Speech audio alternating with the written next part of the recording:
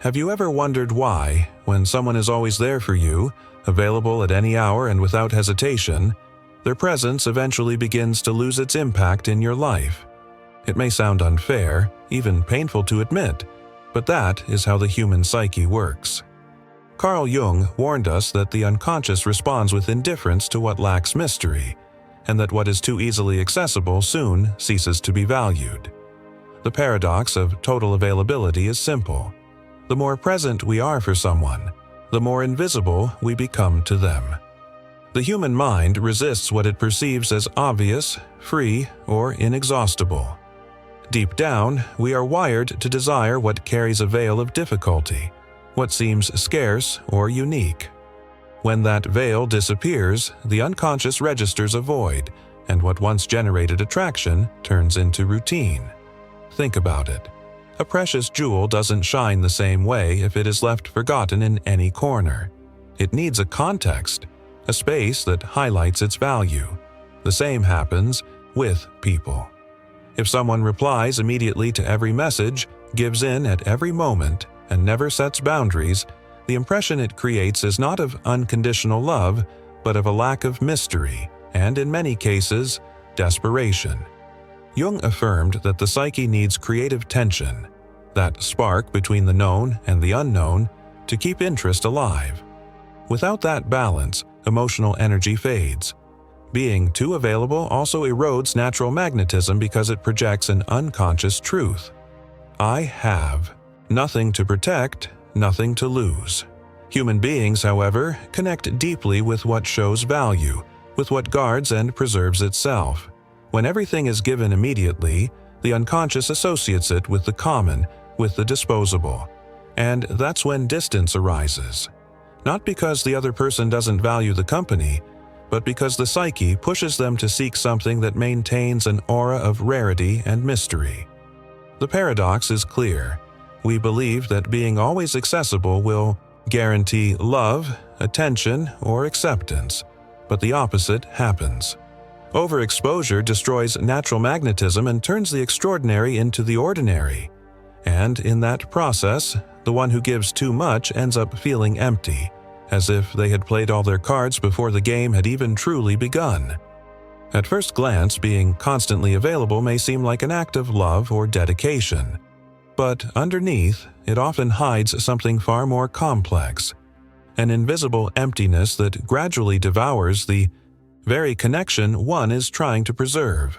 Carl Jung would argue that the unconscious rarely interprets hyperavailability as genuine affection. Instead, it registers it as anxiety disguised as devotion. When someone is always present, never allowing silence, distance, or their own individuality to take space, what they are actually communicating is not strength, but fear. Fear of being abandoned. Fear of not being enough unless they are constantly there. And this fear, though silent, creates a vibration that the other person unconsciously detects. The more one gives without measure, the less authentic the gesture appears. Think of it this way. True presence is rooted in choice, not compulsion. When someone offers their time or attention consciously, it carries weight. It feels sacred. But when availability becomes automatic, answering instantly, canceling personal plans, saying yes at all costs, it no longer feels like love. It begins to feel like a survival mechanism. And the psyche instinctively resists it. This is where the void reveals itself. The one who is always available slowly erases their own boundaries, their own needs, and their own inner world. They stop existing as a whole person and become only a function for the other, an echo, a mirror, a presence that expects validation. And when the unconscious perceives this, the dynamic shifts. What was once received with gratitude now feels heavy, suffocating, even undesirable. The tragedy is that hyper-availability aims to secure closeness but ends up achieving the opposite. It creates distance, not because the other is cruel, but because the unconscious instinctively withdraws from what smells of desperation. Jung taught that relationships thrive on the dance between autonomy and intimacy, distance and closeness. When that dance collapses, when availability swallows individuality, the bond begins to rot from within. So, what remains after giving too much, too soon, too often? Nothing but a hollow echo, the feeling of being unappreciated, misunderstood, and emotionally invisible. And this emptiness doesn't just affect relationships. It carves deep scars into self-worth, perpetuating the cycle of overgiving. Carl Jung believed that human beings are deeply tied to symbols, archetypal images and patterns that shape how we perceive and relate to the world. Among these, mystery occupies a sacred place. Mystery is not just about the unknown. It is the bridge between the conscious and the unconscious, the spark that awakens desire, imagination, and reverence. When something or someone holds mystery, it is perceived as valuable, almost sacred. Now imagine what happens when that mystery is stripped away. Hyperavailability does exactly that. It tears off the veil that gives relationships their depth and transforms them into something flat, predictable, and ordinary. What the unconscious once regarded as a symbol of fascination is reduced to noise. Instead of invoking awe, it triggers indifference. Consider how ancient myths and rituals were built on mystery. Hidden knowledge, sacred spaces, and rhythms of appearance and withdrawal. The priest did not reveal everything at once. The gods were not always accessible. This distance created reverence. In human relationships, the same principle applies. When a person is always available, they unconsciously break the archetype of the sacred other.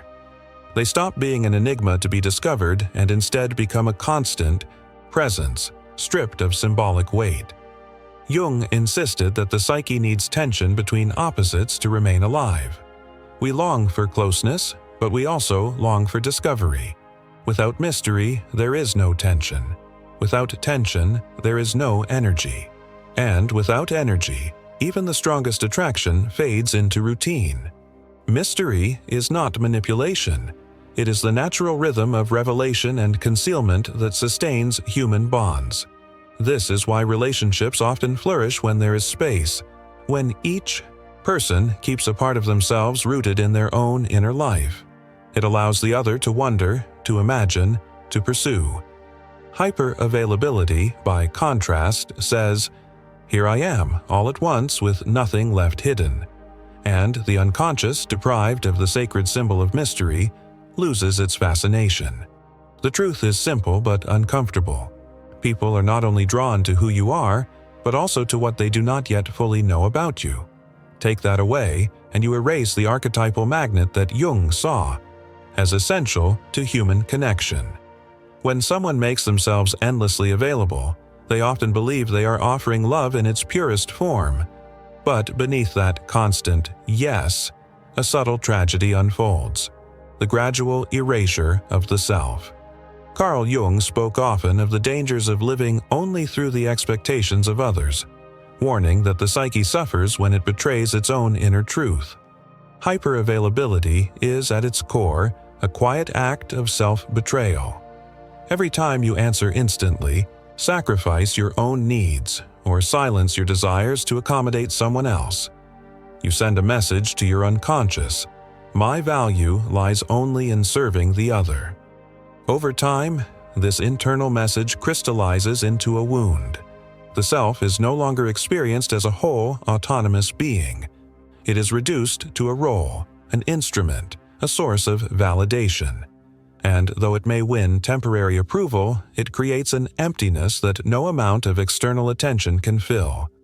Think of a candle burning at both ends. At first, the light appears brighter, warmer, even admirable.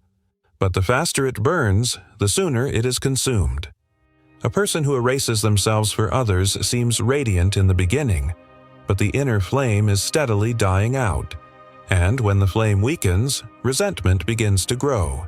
Resentment toward the other for not appreciating enough, and resentment toward oneself for never being enough.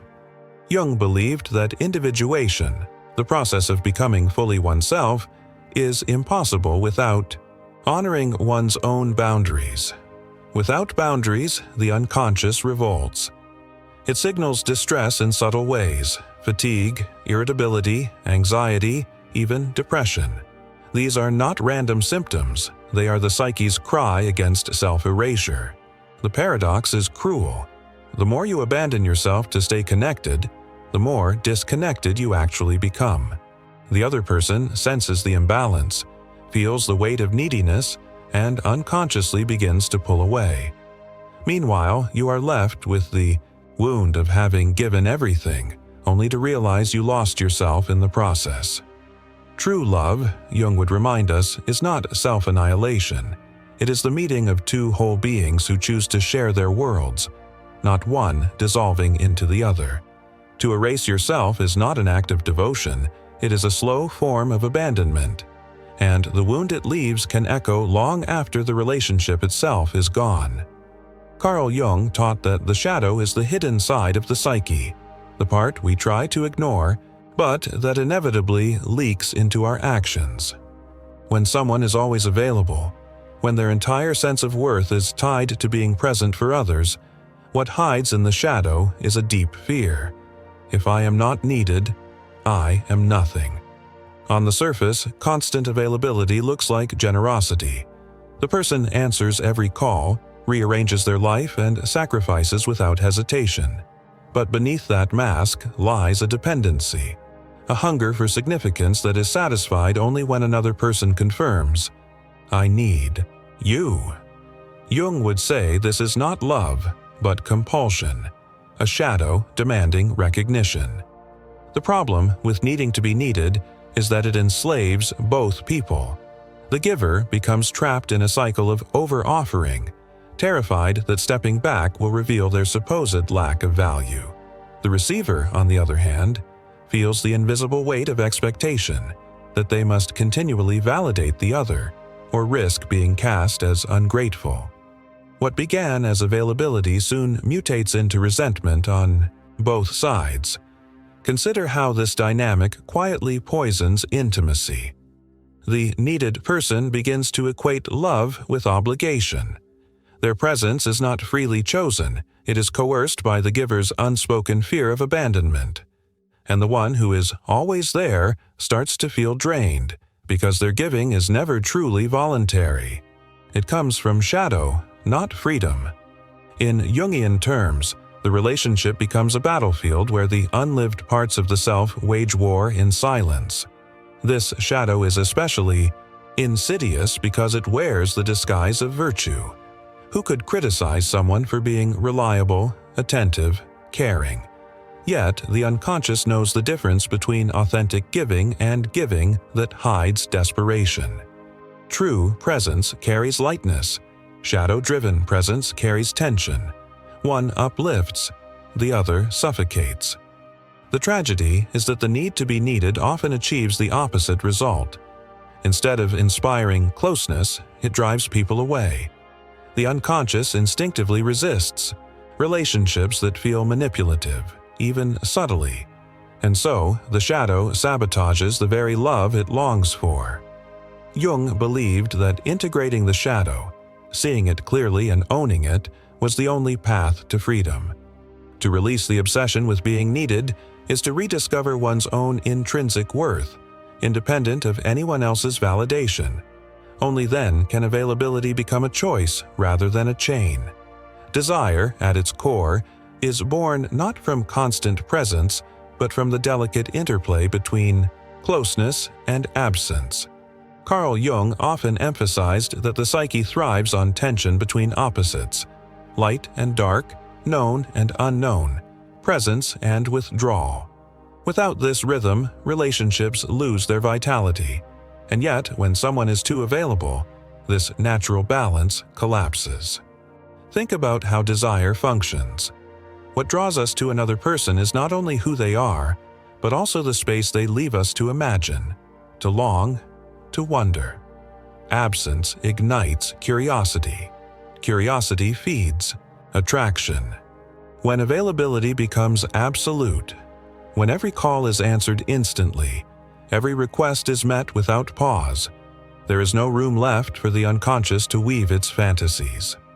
Desire suffocates in the overcrowded air of overexposure. This is why people often feel a stronger pull towards someone who maintains their own world, their own rhythm, their own life. It's not about playing games, it's about honoring the natural law that desire grows in the gap between what we have and what we reach for. When that gap disappears, when nothing is withheld, the unconscious interprets it not as love fulfilled, but as desire extinguished. Consider the metaphor of music. A melody is not composed only of notes, but of pauses between them. Silence makes the sound meaningful. In the same way, absence gives presence its intensity. To be too available is to play every note without pause, creating noise instead of harmony. The listener drifts, not because the music is bad, but because it overwhelms instead of captivating. Jung would argue that this dynamic is archetypal. The pursuit, the waiting, the mystery of distance are embedded in the human psyche as conditions for genuine connection. By denying absence, hyperavailability denies desire itself. What begins as an attempt to secure closeness ends up producing distance, not by intention but by psychological necessity. The danger is subtle. The person who gives everything too quickly often feels confused when their devotion is met with coldness. But what they miss is that desire is not sustained by constant presence. It is sustained by rhythm, by the ebb and flow of intimacy and separation. Without that rhythm, love loses its spark and relationships collapse under the weight of excess. Absence, then, is not the enemy of love. It is its hidden ally. It keeps desire alive, reminding us that what is precious is never fully possessed but always rediscovered. At first glance, unconditional giving seems like the highest form of love. To always be there, to never say no, to sacrifice endlessly. It sounds noble, almost saintly. But Carl Jung would warn us. When the archetype of unconditional love is misunderstood, it becomes a mask for something far darker. What we call pure devotion can actually be a hidden fear of rejection, a compulsive need to secure attachment at any cost. True, unconditional love does not erase the self. It does not abandon boundaries or collapse individuality. Instead, it arises from wholeness, a place where one's own needs, values, and spirit are honored first, and giving flows freely from abundance. But when someone believes love means never withholding, never resisting, never asserting, what they are really practicing is self-erasure.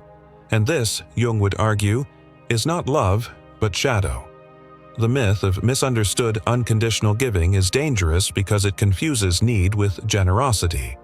To give because one fears abandonment is not the same as to give because one chooses to. Yet, on the surface, both look identical. The partner who always says yes may appear endlessly devoted, but the unconscious knows the difference.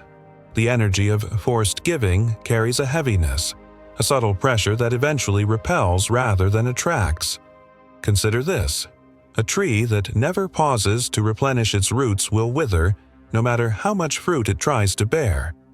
Likewise, a person who gives without regard for their own inner world will eventually collapse into exhaustion, resentment, and emptiness. And, ironically, the very person they wanted to hold on to slips further away, not because they didn't appreciate the love, but because the giving came with an invisible chain.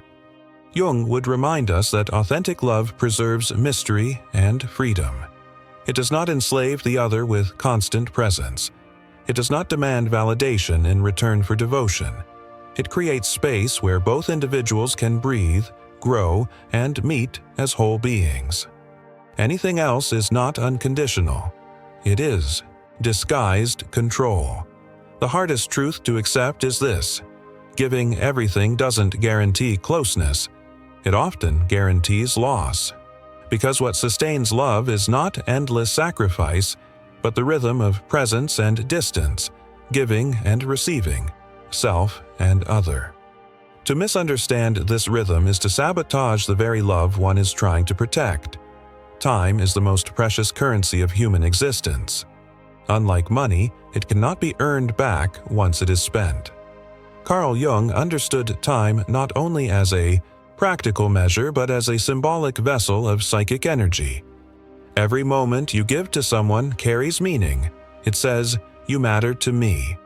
But what happens when you give your time without boundaries, endlessly, thoughtlessly? The unconscious begins to devalue what is freely and excessively available. On the surface, being always ready to offer your time feels like generosity. Yet beneath it, an invisible price is being paid. The more you offer without limit, the less weight each offering holds. Think of water poured into a cup. The first drops quench thirst, but if the cup is flooded, the water spills and is wasted. Similarly, when every spare moment is handed over, time ceases to feel like a gift. It becomes background noise, taken for granted. This is why hyperavailability breeds ingratitude. It's not that people are cruel, it's that the psyche unconsciously assigns less value to what is abundant. Just as rare gems are treasured because they are hard to find, so too is attention and presence cherished when it is consciously offered, not constantly spilled. When you flood another person with your time, you inadvertently teach them to stop noticing it. The cost doesn't fall only on how others perceive you, it also falls on your own inner world. Every time you cancel your needs to give away time, you erode your sense of self-worth. You begin to live not from your center, but from obligation. And slowly, resentment creeps in. I give so much, and it's never enough. This, bitterness, is the unconscious crying out against the misuse of your most sacred resource. Jung would remind us that time must be infused with intentionality. To give time consciously, from a place of choice, radiates presence and power. To give it compulsively from fear or habit radiates emptiness. One creates deeper connection, the other creates quiet decay. The invisible price of time is that once it is wasted in the name of false generosity, it cannot be reclaimed, and often, by the time we realize its worth, the relationship has already been poisoned by routine, boredom, or silent resentment.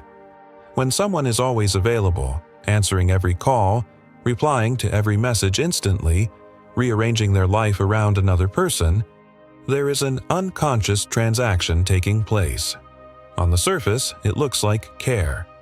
But deep underneath, Carl Jung would say, it is often the projection of one's own emotional dependency onto the other. Projection, in Jungian psychology, is the process by which we disown parts of ourselves and place them on someone else. In this case, the always available person projects their own need for stability and inner peace onto the relationship. They silently declare, "It is your responsibility to make me feel secure. It is your presence that gives me worth." The weight of that projection is enormous, and though it may never be spoken aloud, the other person feels it instinctively. This is why hyperavailability so often backfires. The giver believes they are proving love, but the receiver senses a subtle pressure, an invisible demand. Instead of freedom, they feel trapped. Instead of desire, they feel burdened. Emotional dependency, once projected, acts like a chain. It insists, "If you step away, I will collapse. If you don't respond, I will break." And the psyche, wired to seek balance, begins to recoil from that weight. Jung warned that no relationship can thrive when one person carries the responsibility for another's inner wholeness. Love becomes distorted into a power struggle. The giver unconsciously manipulates with their generosity, while the receiver unconsciously resists what feels like emotional control. What was meant to be closeness mutates into distance. The tragedy is that the always available person often doesn't see this dynamic. They believe they are simply loving more, caring more, sacrificing more. But beneath that sacrifice lies a plea. Don't leave me, or I will lose myself. The relationship then becomes less about authentic connection and more about survival. A fragile bond propped up by dependency rather than mutual choice. The only way out of this cycle is to reclaim the projection, to realize it is not the other's role to complete me. It is my task to hold my own center. Only when emotional security is cultivated within does availability transform from a desperate grasp into a free gift. Jung's lesson is timeless. Love is strongest when it is chosen, not when it is demanded through an unconscious need. The final step is not to swing to the opposite extreme, closing yourself off, withholding affection, or becoming distant as a defense. Carl Jung would caution that extremes are rarely the answer. What the psyche longs for is balance. The true antidote to hyperavailability is conscious availability, being present by choice, not by compulsion. Conscious availability means your presence is rooted in strength, not fear. It is the difference between saying yes because you are terrified of being abandoned and saying yes because you genuinely want to share yourself. One is shadow-driven, the other is whole. The first drains you, the second nourishes both you and the relationship. To practice conscious availability, boundaries become essential. Jung saw boundaries not as walls, but as the framework that preserves individuality. When you honor your time, your passions, and your inner life, you send a clear message to both yourself and others. I am complete, and my presence is a gift, not an obligation. This shift restores the natural rhythm of attraction, where your absence gives meaning to your presence, and your presence carries the weight of intention. Imagine two flames burning side by side. If one flame tries to merge completely into the other, both are weakened. But if they burn separately, each with its own oxygen, together they illuminate the room with far greater brilliance. Conscious availability works the same way. Two whole beings choosing to meet without collapsing into each other. The beauty of this approach is that it restores dignity to your giving. When you offer time, attention, or presence from abundance, it carries depth. The other person feels it as freedom, not pressure, as intimacy, not suffocation. And paradoxically, the less you cling, the more lasting the bond becomes. Jung would remind us that individuation, the journey of becoming your true self, is the foundation of all healthy love. Without it, relationships are doomed to reenact the wounds of dependency. With it, love transforms into a dance of two complete beings who meet not out of need, but out of choice. Conscious availability is not about being less loving. It is about loving from fullness rather than emptiness, from presence rather than fear. And in that space, the emotional void of being too available finally dissolves, replaced by connection that is alive, reciprocal, and enduring.